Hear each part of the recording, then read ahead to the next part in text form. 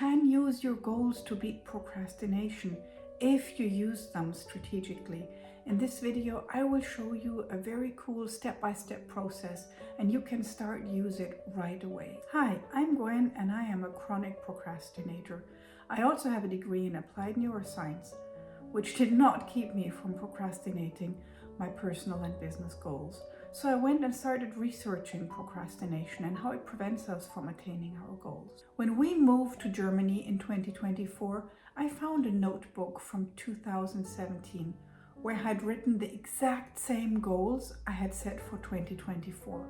And those goals were getting fit and losing weight, and the second one was building an online business. I had successfully procrastinated them since 2017, and I know I really wanted both of these even earlier. Why even bother to set goals, especially as chronic procrastinators? Because goal progress has consistently been linked to subjective well-being and happiness. And in science, subjective well-being is this overall term. We feel good about ourselves, we feel good about our lives, we're happy, and all of those. Because goal progress has been consistently linked with subjective well-being and happiness. And don't we all want to feel well and be happy? The successful pursuit of personal goals has very long been identified as contributing to subjective well-being. That means if we work towards our goals, if we successfully pursue them, this is the bit that makes us happy. So we're not happy because we attain a goal, but we're happy because we feel progress. And that is exactly how, for example, computer games become so addictive, because we can see the little bit of progress, and a little bit of progress, we get a little bit better. But also because the tendency to work on goals is related to lower depression and anxiety scores, as well as greater positive affect. And that means that as soon as when we start working on a goal, it lowers our depression and anxiety scores. And this is something measurable. This is not just something like, oh, I feel this way or I feel this way. This is science and this is research we're talking about, and not some fluffy research from some obscure place. No, this is a solid body of research with lots of studies pointing towards the same direction, because we have immediate benefits, and those begin as soon as we start doing the action that lead us towards our personal goal. That means we start feeling better, we decrease our depression and anxiety scores as soon as we start doing something that leads us towards a goal. And this is the key, and this is how you can use it strategically to work towards a goal. First, let's look at the vicious cycle. And this vicious cycle, you can see here, you have all those small daily stressors. You have change in school, maybe late night watching Netflix. You have the news that you watch, maybe too much social media, maybe there's an illness in a family member, and all that feeds into chronic stress. And chronic stress depletes our cognitive resources, which then lead to a higher likelihood in engaging in avoidance behavior. And that is just a very sciencey term for procrastination. And this avoidance behavior leads to distraction seeking. That means we actively are looking for distractions from our phones, from food, from all the other things that we use to distract ourselves. And keep in mind, this distraction is like an addiction. And so this distraction seeking and avoidance behavior leads to a lack of progress, which then leads to more stress. And then you have this cycle going on in an endless wheel that keeps on turning. But what can we do about it? How can we break this cycle? How can we escape this cycle? We all have multiple goals, and some of them are conscious and some of them are unconscious.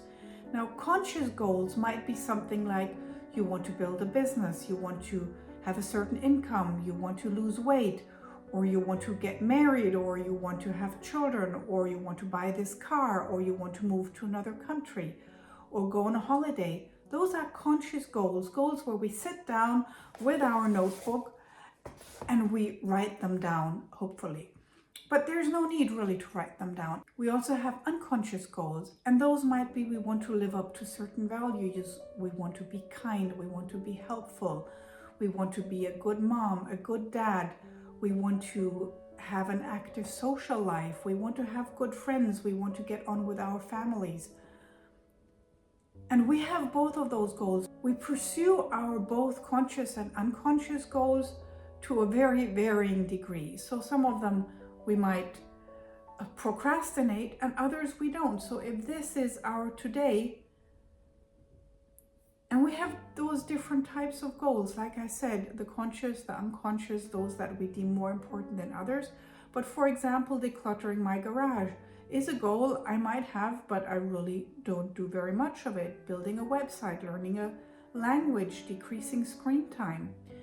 And some of those, again, we procrastinate more than others. And there are those three types of goals that we have. And the thing I want, but I don't do, which for many years has been creating online content or building a website, building an online business. And then something that I want, and that is easy for me. For example, working towards my master's degree. That came easy to me because studying and academia just came easy to me. It was hard work, mind you, it was not easy, but it was easy for me not to procrastinate and to take consistent action. And then there's the thing I want, but I do it on and off. And that would be for me, for example, dieting and exercise. I would decide I would do it, and then maybe for a week I would manage to diet, or 2 weeks, or I would do some kind of juice fast or something like that. And then afterwards I would totally let it be and would not care at all. I would start exercising and then I would quit. And I hope many of you can relate. And we all have those three types of goals. This is the Goal Directed Action Timeline worksheet, and you can find the link below. The link is www.goalsninja.com/worksheets. And you don't have to log in. You don't have to give me your email address. You can just download it from my website for free.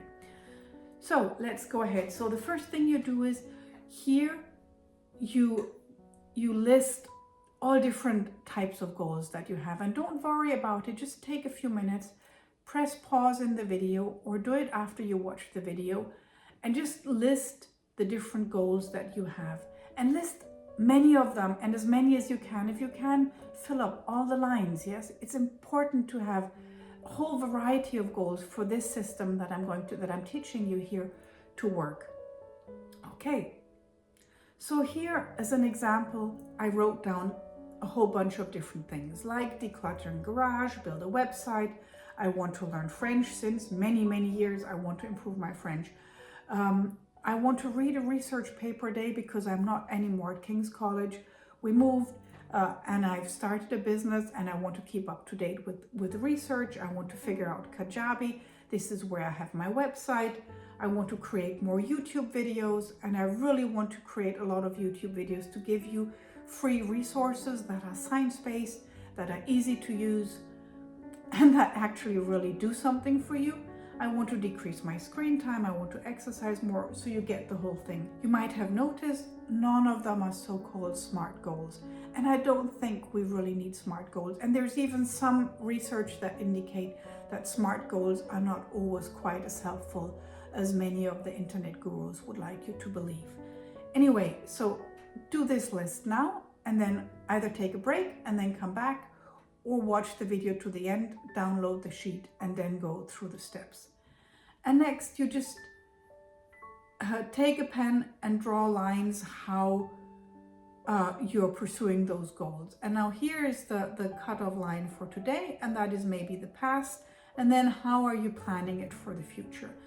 And keep in mind, do not what you would like it to be like, but how it actually is. And I'm a big fan of total honesty with yourself, because if you fool yourself, the only one who suffers is yourself. So be very honest with yourself. And I know sometimes it can be hard because we like to kid ourselves. We like to feel good about ourselves.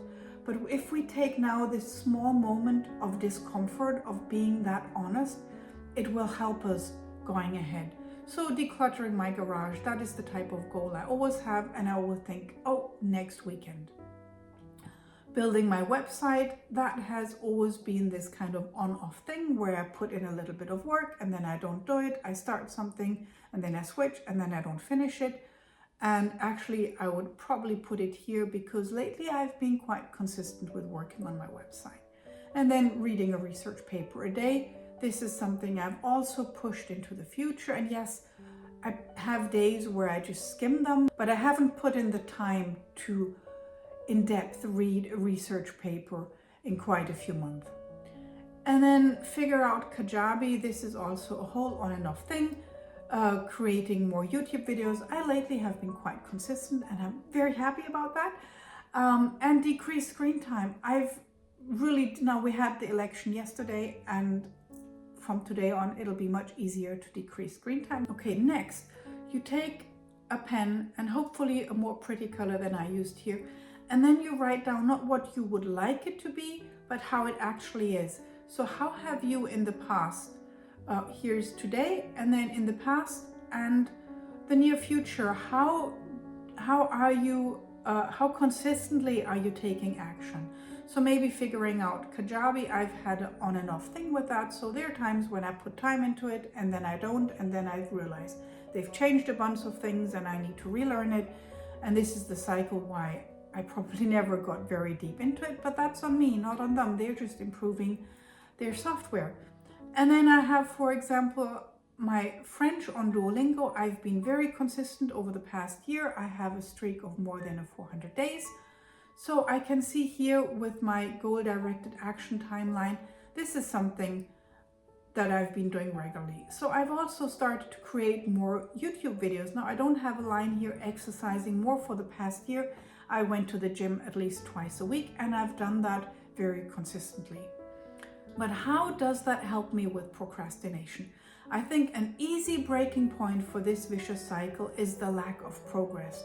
Now it might not be here the thing that I want, it might not be the thing that I want but I don't do, but it is progress. And this feeling of progress is what decreases depression and anxiety, and that increases our well-being and happiness. So we can use this strategically. So if you notice you procrastinate on something, instead of grabbing your phone and scrolling on Instagram, you can use a goal that's easy for you, and where it's easy for you to take action on, to boost those positive emotions, to decrease the anxiety, and to boost the feeling of well-being. And for me, this is Duolingo. I strategically use Duolingo to make myself feel better, because my goal is to improve my French. And every time I use Duolingo, I learn a new word, or I improve my vocabulary, or I improve my grammar. It gives me the feeling of I'm progressing towards my goal into French proficiency. But how can I use this to reduce my procrastination? I used to be a therapist back in Switzerland. I'm not licensed for Germany, but something I used with my clients when we worked on things was I would always ask them, close your eyes for a second, and then on a scale from 0 to 10, how strong do you feel that feeling? And I'll ask you to do the same thing. It's very easy. It's a very small exercise. It's just becoming aware of what's going on all of here.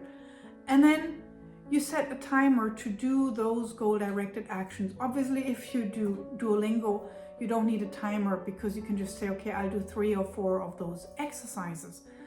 Set a timer, maybe 10 minutes, 15 minutes, even half an hour if that helps you, and do something towards that goal.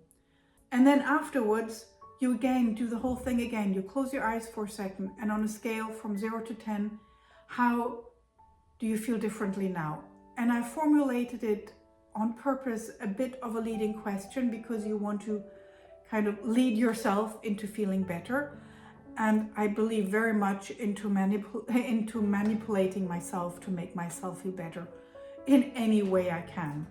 So those are the steps. Step 1, close your eyes. On a scale from 0 to 10, how strong is that negative feeling? Then for 10, 15 minutes, even half an hour, do something towards a goal that is easy for you. And then afterwards again, close your eyes on a scale from 0 to 10. How do you feel different now?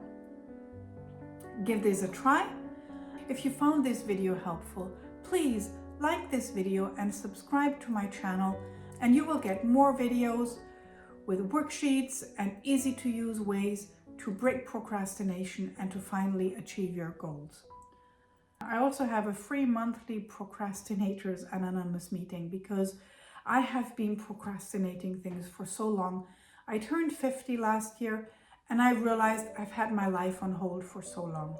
So this is completely free. We'll meet on Teams and you can subscribe on my website. It's the last Tuesday of the month and I would be very happy to start getting to know you, and let's work together on this habit because it's nothing more, it's a habit and we've become addicted to it. So let's overcome this habit and this procrastination and let's start living a life that we're excited about, that we're happy about. So thank you so much for watching this video and see you in the next video. Bye.